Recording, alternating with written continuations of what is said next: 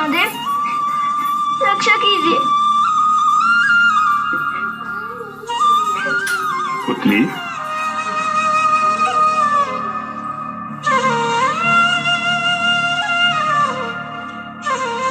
जब शिव पे विश्वास है तो फिर ये भी विश्वास होना चाहिए कि शिव सारे दुख हर लेंगे। अपनी चिंताएं शिव को सौंपकर भक्त को चिंता मुक्त हो जाना चाहिए। भक्ति में बहुत शक्ति होती है। यदि आप चाहें तो अपनी भक्ति से असंभव को भी संभव बना सकते हैं। कैसे? जैसे मैंने अपनी भक्ति द्वारा शिव को प्रसन्न किया और शिव ने मुझे अमृत का वरदान दे दिया। उसी समय शिव ने अकाल मृत्यु टालने वाला महामृत्युंजय मंत्र भी इस संसार को दिया। आप क्या कह रहे हैं? मुझे समझ नहीं आया। मैं आपको अपनी कथा सुनाता हूँ, जिसे सुनकर भक्ति में शक्ति और महादेव का अपने भक्तों के प्रति प्रेम सब कुछ स्पष्ट रूप से समझ आ जाएगा। ये घटना उस समय की है जब मैं 11 वर्ष का था।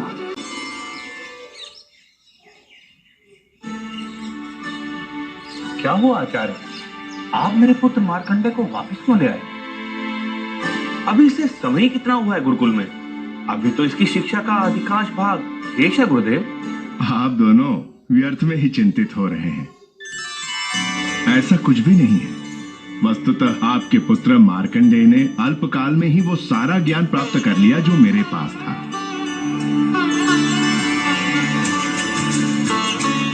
जिस विद्या को ग्रहण करने के लिए अन्य शिष्य मेरे गुरुकुल में 12 वर्ष लगाते हैं, उसे मार्कंडेय ने मात्र 3 वर्षों में ग्रहण कर लिया।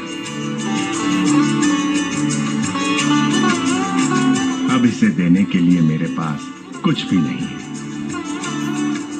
इसकी शिक्षा संपूर्ण हुई।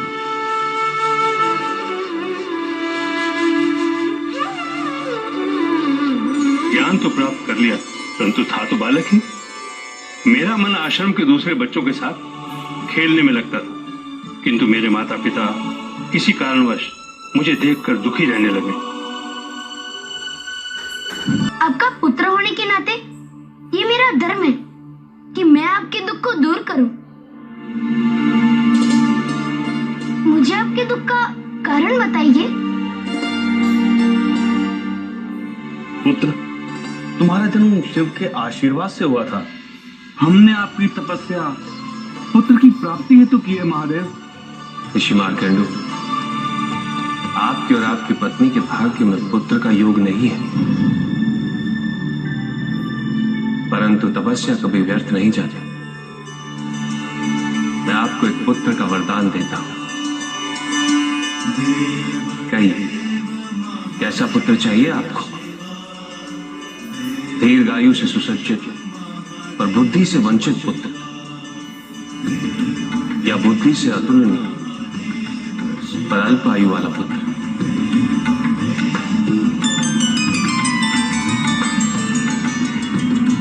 जिसकी बुद्धि अतुलनीय हो, हमें ऐसा पुत्र दीजिए प्रभु।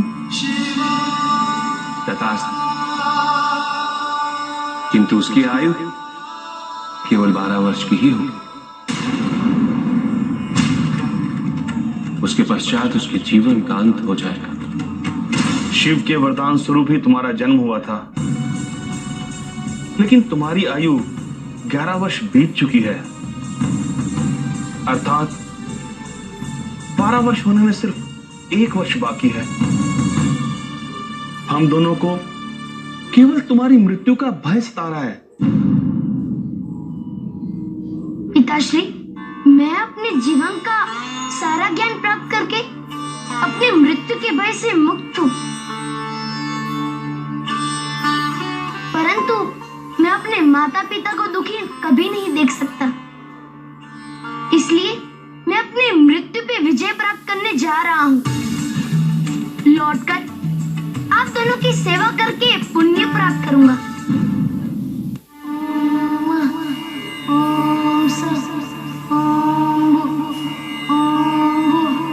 ओम त्र्यंबकं यजामहे सुगंधे वर्धनम पूर्वारुक्मे वंदनाय मृत्युर्मुक्षीय महामृता।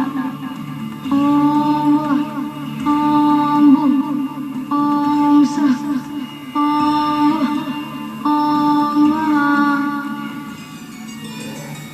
शिव ने मुझे बुद्धि दी थी, गुरु ने ज्ञान दे दिया था। बुद्धि और ज्ञान हो तो आयु भी प्राप्त की जा सकती है। मैं शिव को प्रसन्न करने के लिए तप करने लगा और मैंने एक नए मंत्र की रचना की।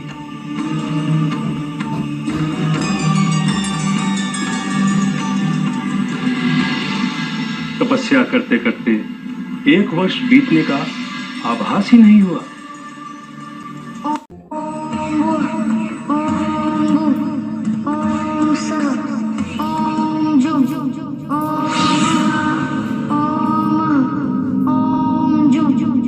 बालक, बंद करो ये तपस्या।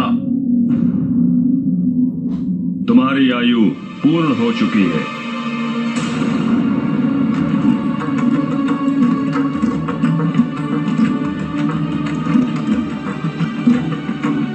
मैं तुम्हारे प्राण हरने आया हूं। मैं यम हूं, यम, मृत्यु का देवता यमराज। नहीं यमराज, मुझे अपने माता पिता के लिए जीवित रहना है, उनकी सेवा कर अपने पुत्र धर्म का निर्वाह करना है। उसके पश्चात आप मुझे अपने साथ ले जा सकते हैं। मृत्यु कभी किसी की प्रतीक्षा नहीं करती। जब आयु पूर्ण हो जाती है तो प्राण हरना मेरा धर्म है। मुझे अपने धर्म का निर्वाह करने दो। तुम्हें तो मरना ही होगा।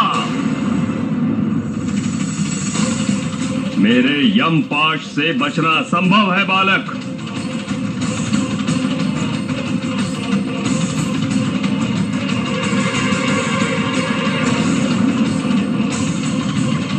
मैं नहीं करूंगा।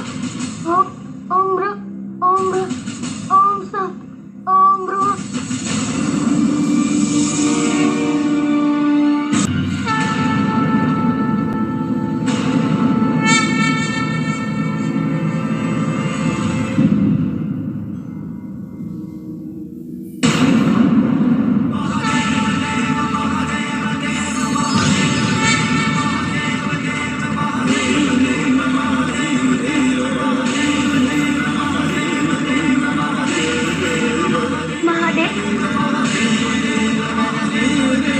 मैं जीवित रहना चाहता हूँ, मुझे और आयु दीजिए।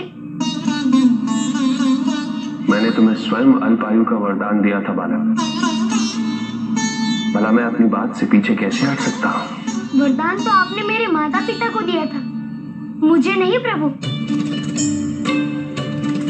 मैंने आपकी तपस्या की है, एक वरदान का अधिकार तो मुझे है। प्रभु, मेरे माता पिता को मेरी आवश्यकता है। मुझे अपना पुत्र धर्म निभाना है, उनकी सेवा करनी है। उनका मेरे सिवा इस संसार में कोई नहीं है प्रभु। मुझे अपने आयु में वृद्धि का कोई लोभ नहीं है प्रभु। केवल मेरे माता पिता के जीवन काल के लिए मुझे वरदान दे दीजिए प्रभु। मैं तुम्हारी समझ और पितृभक्ति से प्रसन्न हूं बालक। मैं तुम्हें दीर्घायु का वरदान देता हूं। परंतु प्रभु, मैं तो सदैव आपके द्वारा बनाए हुए सृष्टि के नियमों का पालन करता रहा हूं। आयु पूर्ण हो जाने पर प्राण हरना मेरा धर्म है और इस बालक की आयु पूर्ण हो चुकी है प्रभु। ये बहुत ही यशस्वी बालक है यमदेव। मात्र 12 वर्ष की आयु में इसने सारे ज्ञान अर्जित कर लिए हैं। आने वाले समय में मानव जाति के कल्याण हेतु ये कई मंत्रों की रचना करेगा। परंतु प्रभु, ये मंत्रों की रचना तब करेगा जब इसके प्राण शेष रहेंगे, और ये संभव नहीं है। असंभव को संभव करना हमारी नीति में निहित है यमदेव। इसकी आयु पूर्ण हो चुकी है महादेव। मैं इसे अवश्य ले जाऊंगा और यही मेरा धर्म है प्रभु।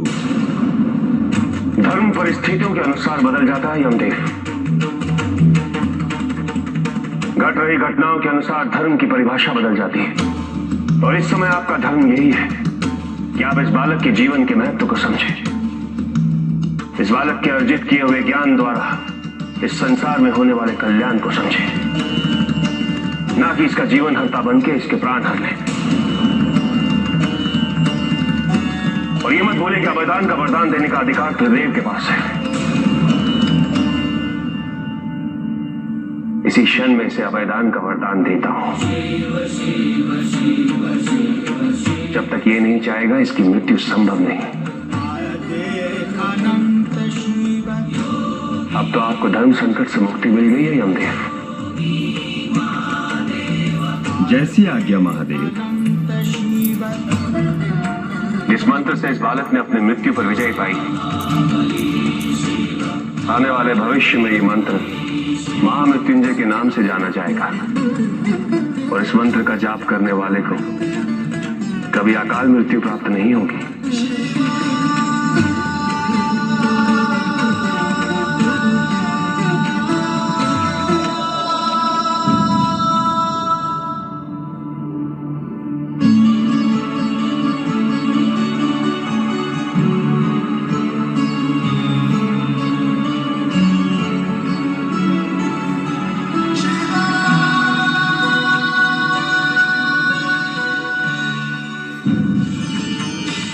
यदि मैं महामृत्युंजय का जाप करूंगी तो मेरी माँ की मृत्यु नहीं होगी।